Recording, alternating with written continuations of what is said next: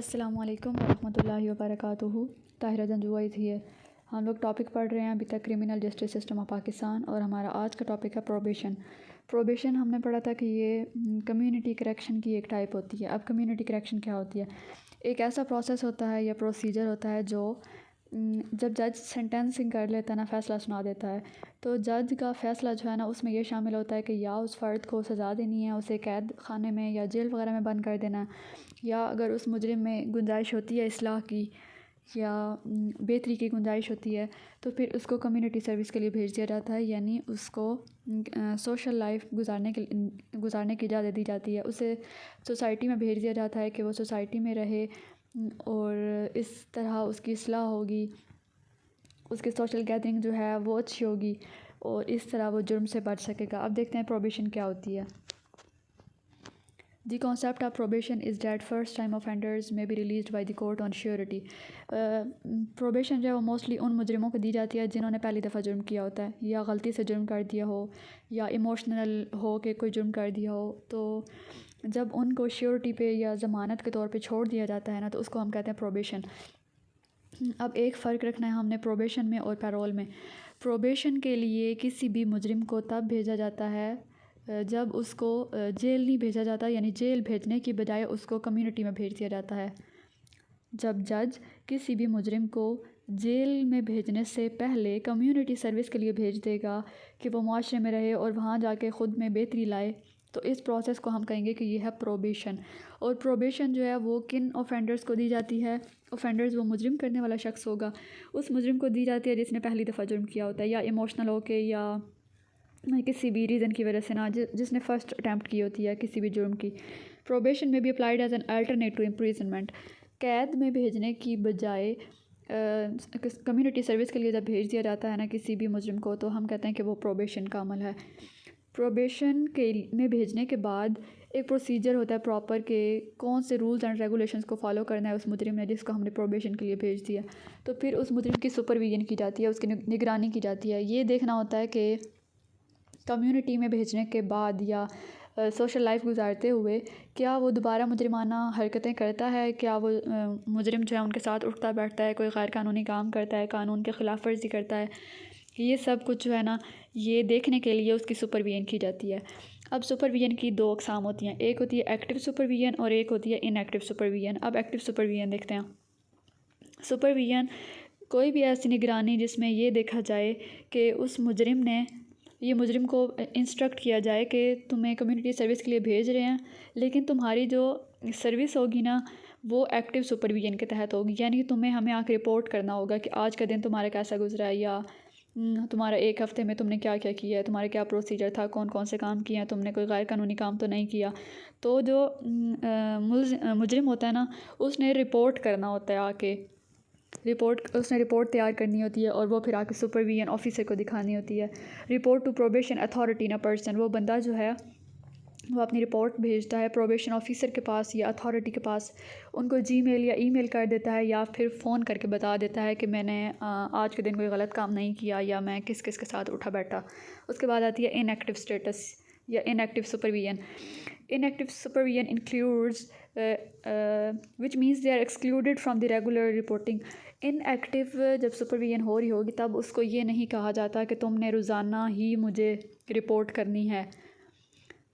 उसको ये उससे कहा जाता है कि ठीक है, हम तुम्हें ना कुछ कंडीशंस बता देते हैं, अगर तुम उनको फॉलो करोगे तो फिर तुम्हारी एक्टिव सुपरविजन नहीं होगी। फॉर एग्ज़ाम्पल, उस ऑफेंडर को कहा जाता है कि तुम ना तावान की रकम अदा कर दो या जुर्माना भर दो। अब यहाँ पे देख लेते हैं। इन मैनी इंस्टेंसेस बहुत सी मिसालें हैं। वाइल ऑन प्रोबेशन के दौरान जो मुजरिम होता है ना, उसने फुलफ़िल करनी होती हैं कंडीशंस को। मसलन पेमेंट ऑफ फ़ाइन, वो फ़ाइन भरेगा, फ़ीस और कोर्ट कॉस्ट्स, कोई भी तावान जुर्माना वगैरह अदा करेगा, पार्टिसिपेशन इन ट्रीटमेंट प्रोग्राम्स, या कोई भी मुआहिदा जो है वो साइन करेगा कि उस मुआहिदे में ये लिखा होगा कि जब तक मैं कोई गलत काम नहीं कर रहा तब तक ये मुआहिदा कायम रहेगा, तब तक मुझे सज़ा नहीं मिलेगी, और जब ये मुआहिदा मैं तोड़ दूँगा, यानी वो मुजरिम जो है उससे मुआहिदे की खिलाफ वर्जी हो जाती है, तो फिर उसको सज़ा मिलेगी ज़रूर। And adhere to specific rules of conduct वाले इन द कम्युनिटी, और उससे ये भी गाइड किया जाता है कि कम्युनिटी में रहते हुए तुमने कौन से तौर तरीके इख्तियार करने हैं, कौन से काम करने हैं। Failure to comply with any condition can result in incarceration. अगर वो ऊपर मैंशनड एक्टिव और इनएक्टिव सुपरविजन के रूल्स एंड रेगुलेशंस को फॉलो नहीं करता तो फिर उसको सज़ा दी जाएगी। यानी जहाँ से उसका केस क्लोज किया गया था ना, जहाँ पे जज ने कहा था कि अच्छा इसे मैं कम्युनिटी सर्विस के लिए भेज देता हूँ, वहीं से कम्युनिटी सर्विस से पहले की कंडीशन से केस उसका रीओपन होगा।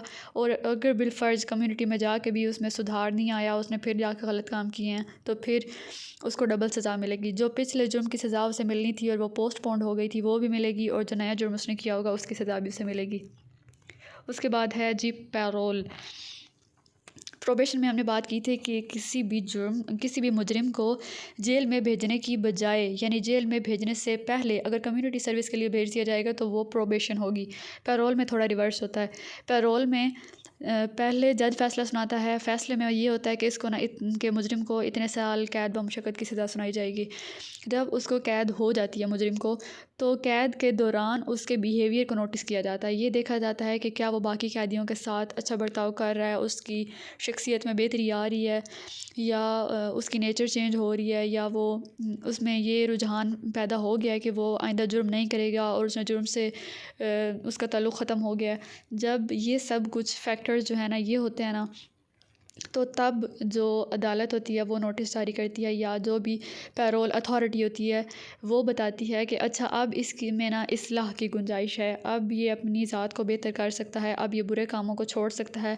तो फिर जो अथॉरिटी होती है वो उस मुजरिम को सोसाइटी में भेज देती है। उस प्रोसेस को हम कहते हैं पैरोल।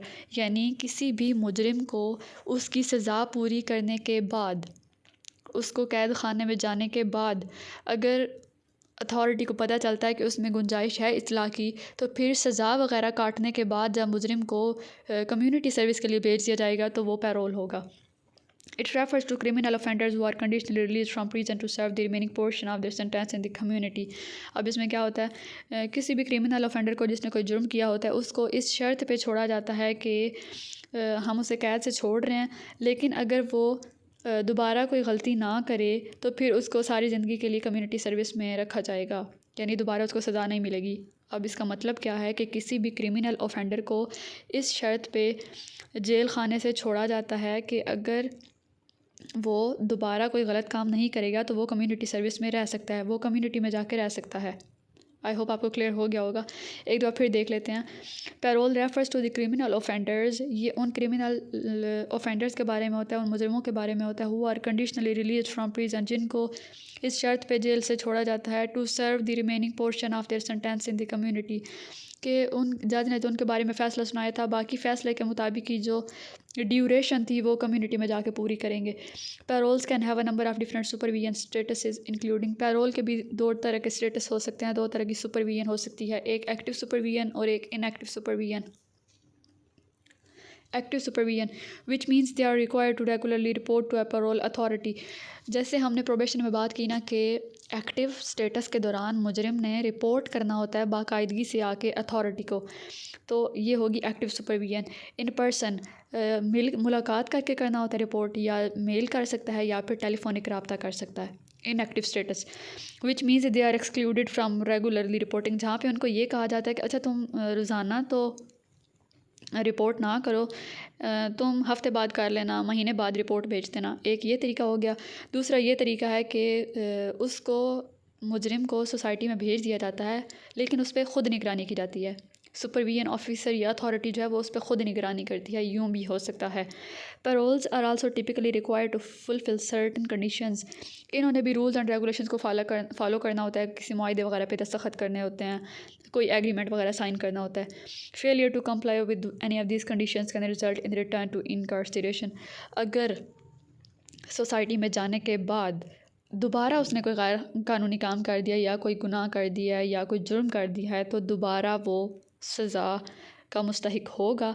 दोबारा उसका जो पूरा केस होगा ना वो ओपन किया जाएगा और फिर उसकी पूरी हेयरिंग वगैरह और ट्रायल का प्रोसीजर होगा। Release on parole is always conditional, जब भी किसी बंदे को पैरोल के लिए रिलीज़ किया जाएगा उसमें कोई भी शर्त एग्रीमेंट कोई कुछ भी ज़रूर होगा।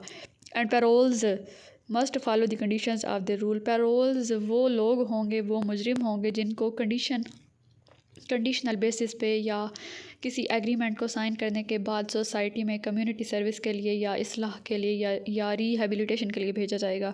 उन्होंने हर हाल में उस मुआहदे को फॉलो करना होता है। आई होप आपको प्रोबेशन और पैरोल का डिफरेंस समझ आ गया होगा। ये बहुत इंपॉर्टेंट टॉपिक है, इसका डिफरेंस भी आ सकता है एग्ज़ाम में। Very best of luck. कोई भी क्वेश्चन हो तो आप लोग मुझसे पूछ सकते हैं।